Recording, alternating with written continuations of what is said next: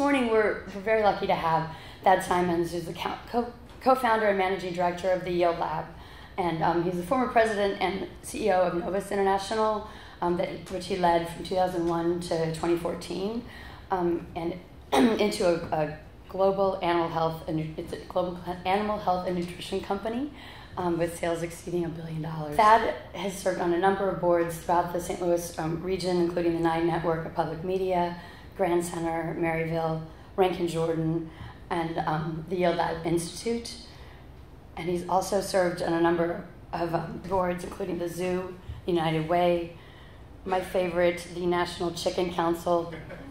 Thanks. I love my background's in ag too. I've got what people call Monsanto DNA, and just all the names that we have for the different organizations are fabulous. But the National Chicken Council, that's awesome. So Thad has also received a number of awards and recognitions for his work as International Business Person of the Year from the World Trade Center in St. Louis, Heroes of the Planet from the St. Louis Business Journal, Entrepreneur of the Year for the Central Midwest Bioscience division that Ernst & Young does every year, and on and on and on. But I'm really excited. As I said, I have ag tech in my background, and I always love to hear the new and exciting things that are happening. And I think the Yield Lab was a fabulous addition to the ecosystem a few years back, and Thad is here to tell us how that got started and everything they've been able to accomplish in the last few years. So Thad, come on up.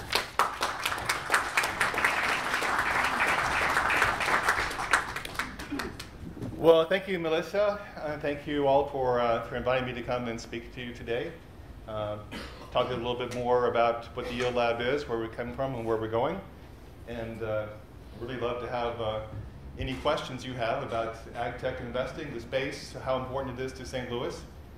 You know, we started with this back in 2014. I was retiring from Novus, and I was a part of the Archangels. I was an investor in Cultivation Capital. And I was saying, so where are the ag deals? You know, the Kauffman Foundation came out with a report in early 2014 saying, we got to produce a lot more food. We need to produce as much food between then and 2050 as we've produced in the past 4,000 years. We got to feed 9 to 10 billion people. And where's the innovation coming from? And we all think here, oh, it's Monsanto. Monsanto works in corn and soybeans. That's what they do. I love Monsanto. Monsanto's an investor. I used to work in Monsanto. They work in corn and soybeans. There's a lot more around ag investing and innovation that needs to happen in the world. I was just this week in DC at a conference, and I love the NGO world and all the work they're doing around emerging markets and things, and it's one of those kind of conferences, and smallholder farmers. But where's the innovation? And so we started this thing saying, well, we need to bring a focus to this. We need to bring a new model in terms of how you can engage with startup companies and entrepreneurs. And we're still evolving. We're only 3.5 years old, so I'm not sure we have it all figured out yet. But what I can tell you in a nutshell is it's global. It's not just a St. Louis thing. St. Louis is the center of ag tech innovation in the world. It can be, should be. You know, within 500 miles of St. Louis is 75% of American agriculture. That's huge. Huge in terms of impact we have globally. Last year I was on the delegation that went down to Argentina, and we signed the Sister Cities program with Rosario. It's a wonderful city, very much like St. Louis, on a big river, in the center of agriculture. And quite often we get this idea that we're competing. Oh, we're doing corn and soybeans. They're doing corn and soybeans. No, we're not competing. There is so much demand in the world that we really have to start thinking about how do we collaborate? How do we find these connections? And so that's what we're all about. And I want to make sure that I get through the presentation because I can just talk from this, you know, my soapbox here all day, and that's not what you're really here for. Sorry to ask me to cover one point, so I don't want to forget it, in terms of entrepreneurs. So there's an interesting thing about entrepreneurs in the ag tech space that's different than entrepreneurs in the tech space. And that is, most of the entrepreneurs that we see are not the millennials. They are people who are over 50 like me, who are people who have come through careers have seen opportunities, have for one reason or another not been able to realize what they see as opportunities because they come out of big companies like I did. I ran a big company. And you know the frustrations and difficulties of getting things done in big companies. And so they have these ideas and they drive them forward and they are very successful. But what they don't know is they never raised capital before. They don't know what term sheet is, valuation. But I have to say, 3.5 years ago, I didn't either. I worked for a big company. The way in which we source capital is totally different than the way in which startups source capital. So we had to learn all that. And working with Cultivation Capital here, and more recently with Prolog, we've been able to actually bring onto our team people who have a venture capital background and experience, in addition to people that we have from industry like myself, to understand why do these customers buy? What are these farmers looking for? But as I said, we don't have it all figured out yet, but one thing about entrepreneurs is they learn mostly from each other. So they learn some things from us, but when we bring them together in the same room, no matter what part of ag tech they're from, they learn so much from each other that it's really interesting. And who they want to really hear from are the other entrepreneurs who've been through our program or other entrepreneurs from the community. So any entrepreneurs that are in the room here, please come to our events at Deal Lab, meet with our companies. Our companies come from all over the world, and I think it's been really interesting and rewarding to see that. I'm going to jump into the formal presentation to make sure I cover all of Matt Plummer's slides here. So a little bit of an overview. So we did start as an accelerator in St. Louis, and we were into our 4th year. We invest $100,000 into a company. We negotiate the terms, and unlike most accelerators, we're not residential. What does that mean? Well, most accelerators, you need to go there and stay there for 3 months. And that's fine if you're doing tech. I think that's fine. You can work on your computer, but we're growing stuff. We have to be out there in the field. That cow is not going to wait for us 3 months. We have to be there milking the cow. So it's really important from our perspective that the companies stay wherever they are, and they stay. If they want to move to St. Louis, God bless them. We love it. We make all the introductions for that to happen. And we've had companies, one from Argentina, open an office here, one from Pennsylvania, open an office here, one from Champaign, Illinois has opened their headquarters here. So we have that part. It happens, but it's not a criteria. It's not something we're trying to cause them to happen. We are now also based in Ireland and investing 100,000 euros per company. We have 4 companies over there, and this is our 2nd year in Ireland. And this year will be our 1st year in Argentina. We'll be investing $100,000 more or less into companies in South America. And we're working on a plan to be in Singapore next year. We're also raising, so those are the accelerator funds. And we're also then raising the Opportunity Fund, which is intended to be a $100 million fund to be able to do follow-on investing in those companies, but not only those companies, and be able to operate globally. So here we're just in the early stage, and we're making kind of largest investments. So why do we need that? Because in the world today, in venture capital, there are very few dedicated funds in ag tech. So we have, I could probably list them all here, definitely on 2 hands, maybe on 1 hand, the funds in the whole world that are focused only in ag tech. It's not saying that venture capital is not investing in the space. We have a lot of venture capital investment coming into the space now. Become a very, unlike 4 years ago where nobody heard of it, now it's become a very hot space. The difference is the folks that are coming into this from a traditional venture capital background don't have industry experience.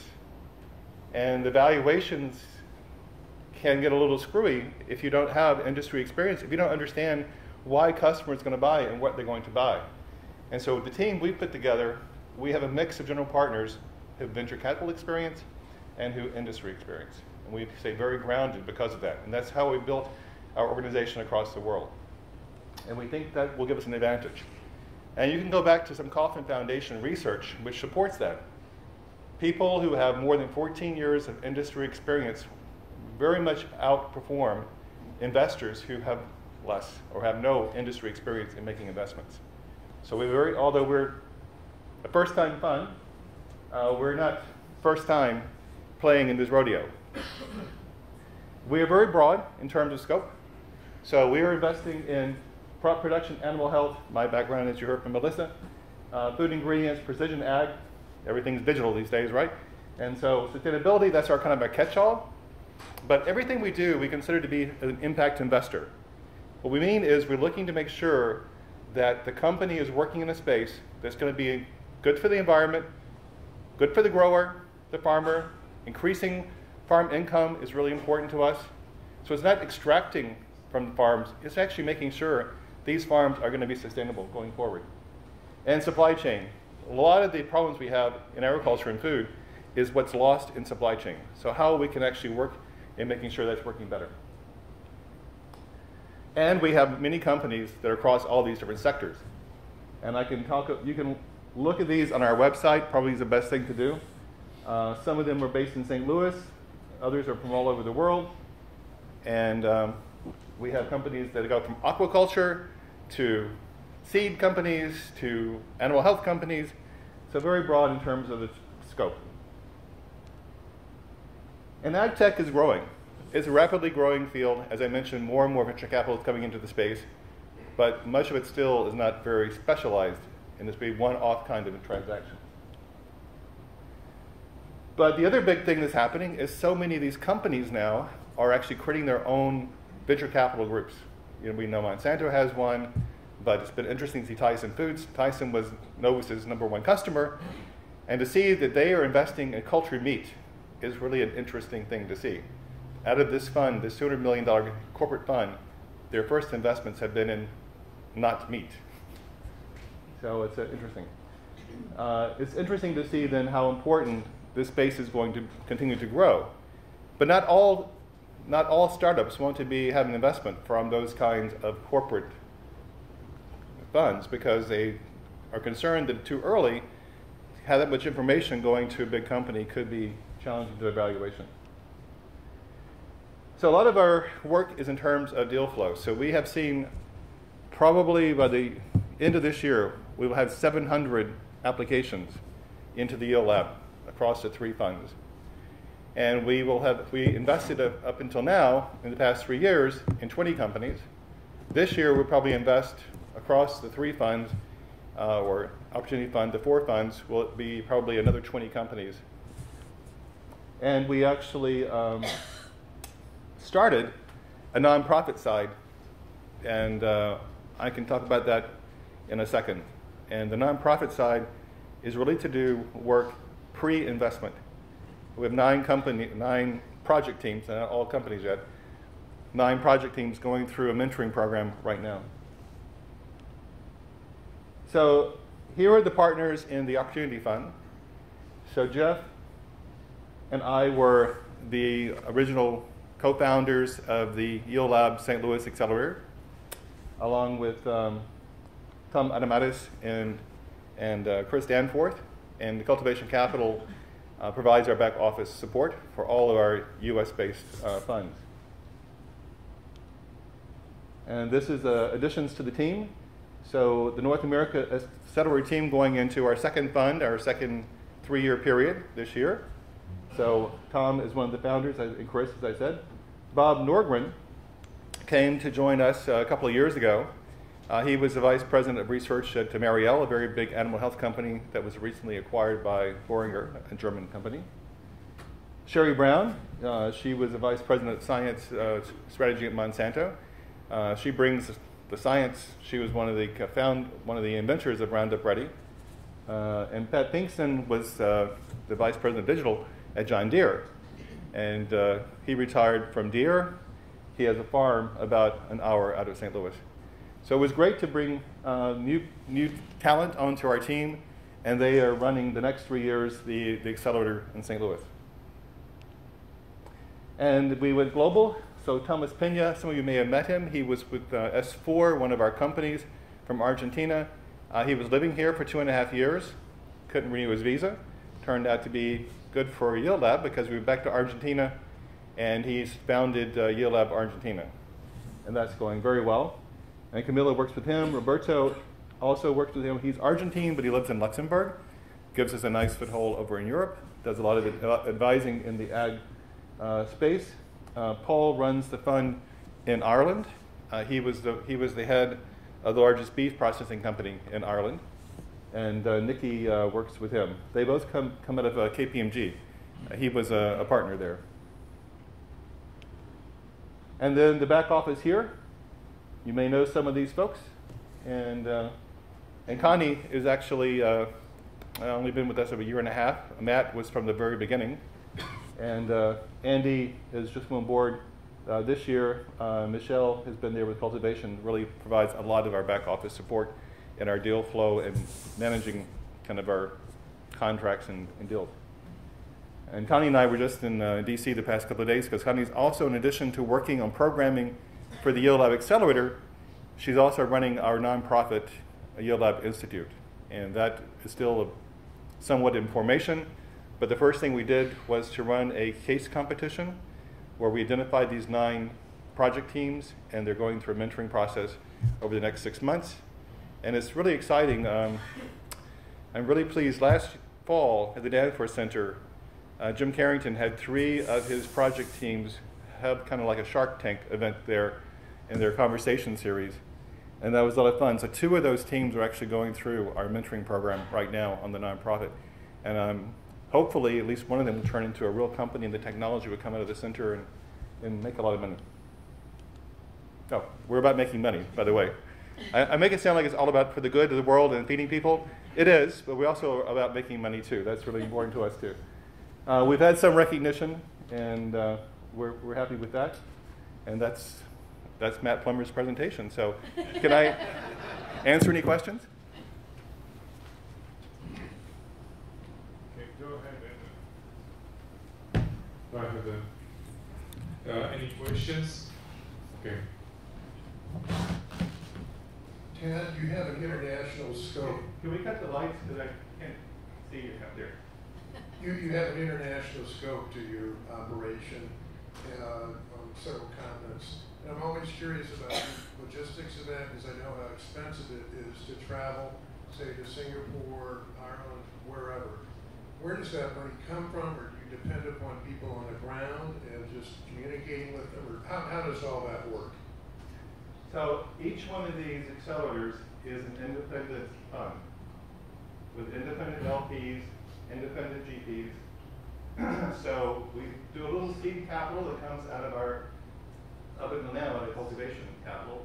In the future, coming out of Opportunity Fund. So Opportunity Fund just puts the money into the Irish accelerator, for example.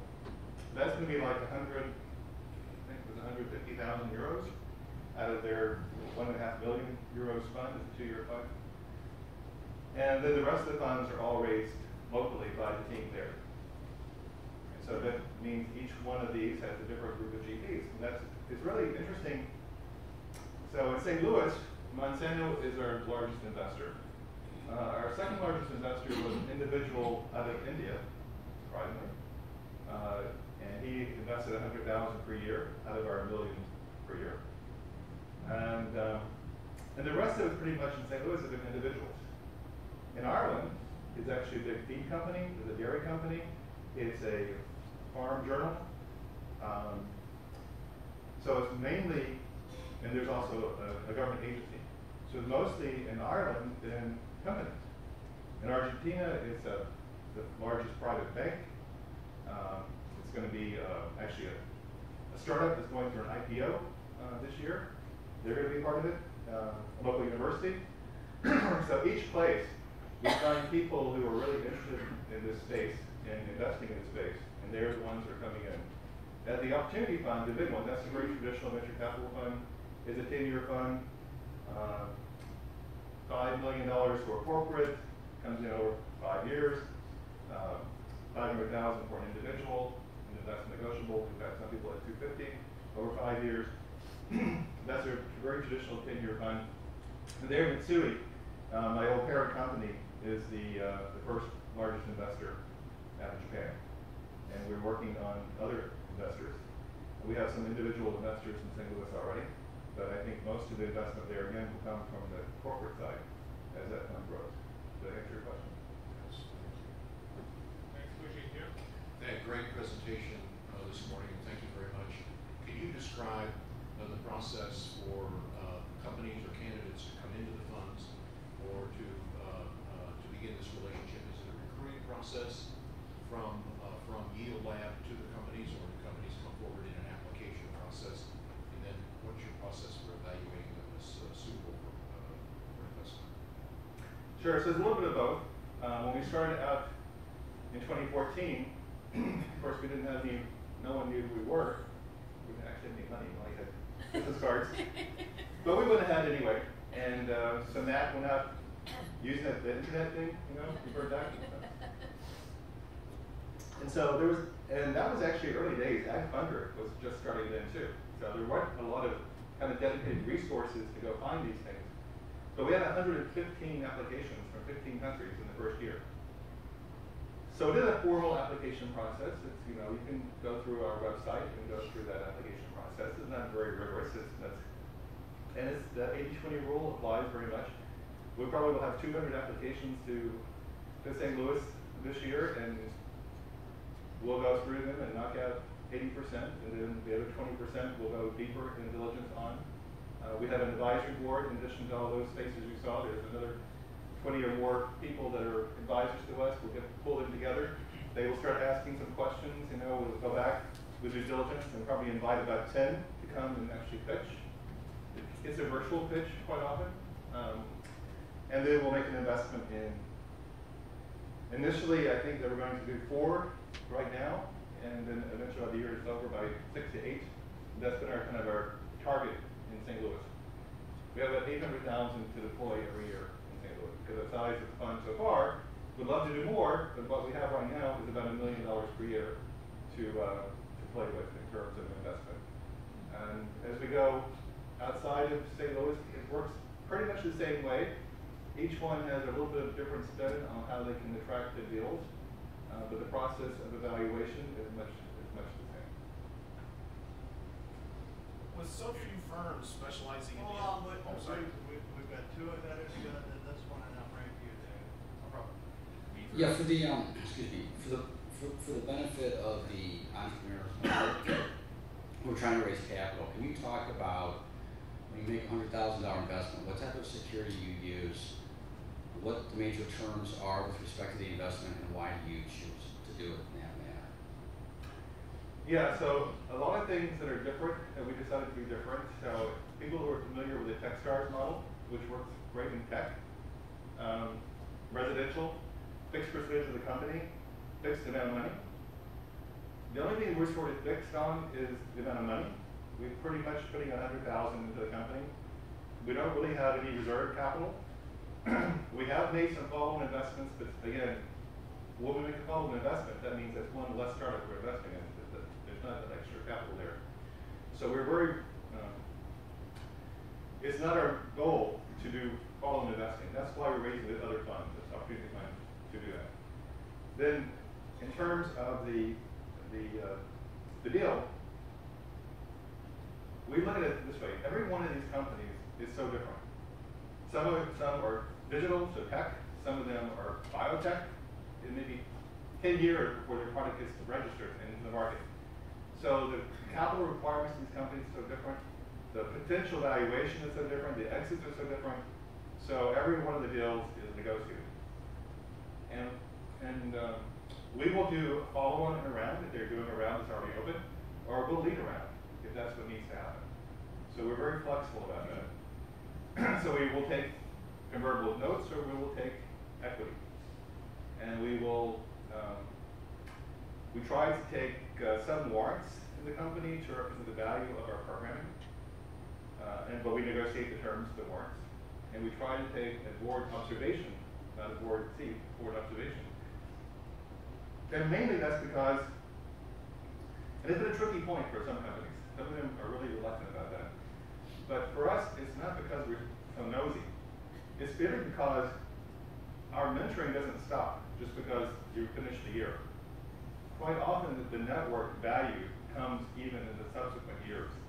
And we can't do that effectively if we don't really know what's going on with the company in those subsequent years. And so we have to try and show that value. Unfortunately, I think in negotiating the terms up front, the companies don't know that. By the time the year's over, oh yeah, of course, we want to keep you around. So it's what happens. But that's generally the terms. $100,000 or your 100,000 euros goes in, it's all negotiated. Would you look at a company that is working on a medicinal crop? Yes. Yes, we would do that.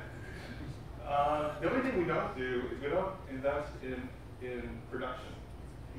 So if you wanted to go out and, so I'm going to give an example. So we invest in companies like, in seed companies at the stage in which they're developing their seed.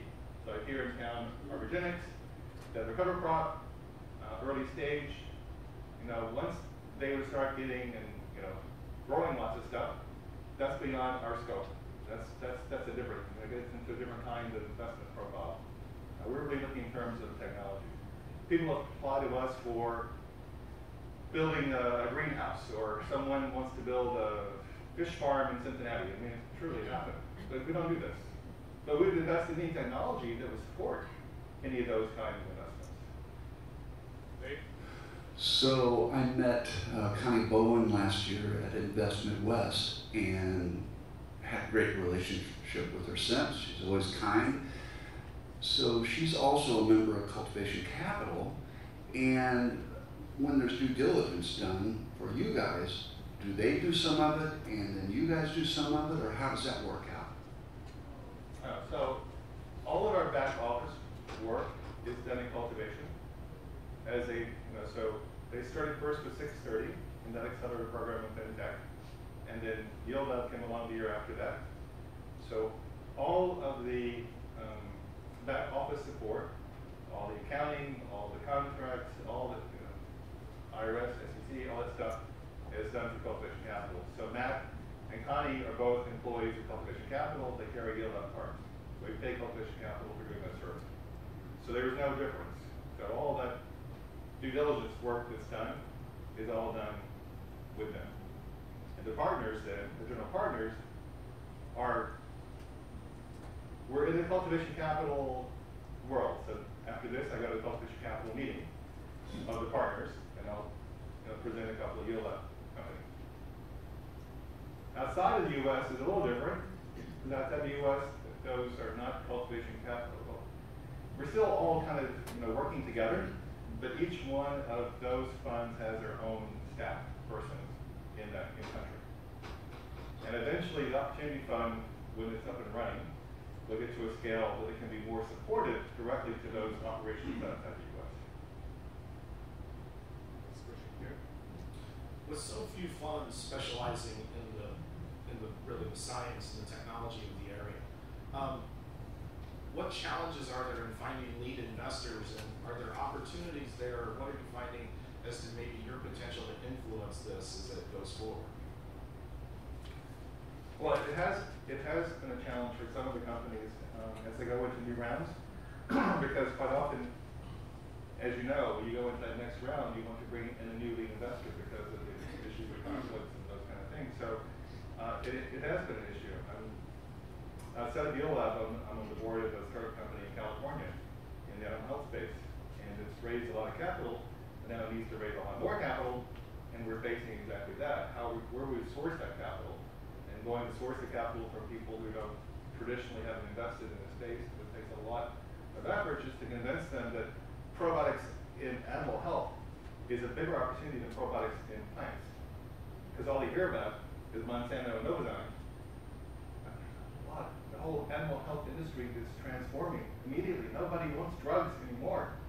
And so the potential in the animal health industry is so much bigger, but the VCs don't know that yet. So a lot of the job we have is educating them, and a lot of the job we have at Yield Lab is educating these other investors as well. All right, we have our last question right here. You mentioned that St. Louis is in the center of all this agriculture. how big of an advantage is that really to St. Louis? And if it is a big advantage, how well is the St. Louis area taking advantage of that opportunity, and how do you see that playing out in the future for the St. Louis area?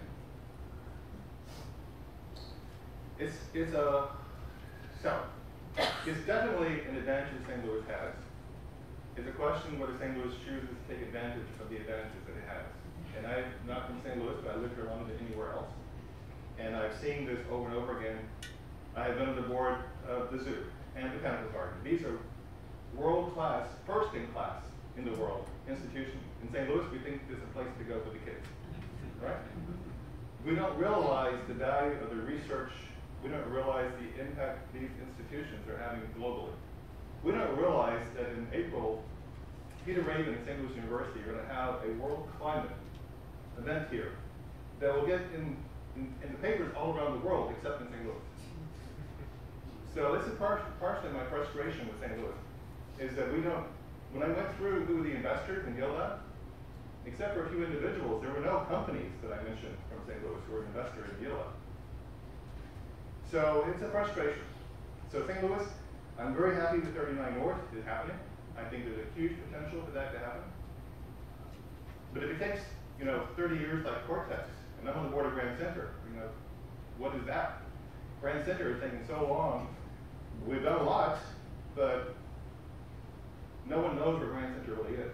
Can you say what 39 North is? Oh, 39 North, yes. So 39 North is the area from the Monsanto campus in Creve Coeur, those 300 acres, and then going north between Warson and Lindbergh up to Bauer, and that's another 300 acres. So the Danforth Center, Bridge Park building behind Danforth, the Helix Center where we are, which is an incubator that's run by the county, which is great. So Bridge Park building is full, Helix Center is full, and what they've done is a master plan, but with no zoning control, no TIF money, no powers like Cortex has, none of that.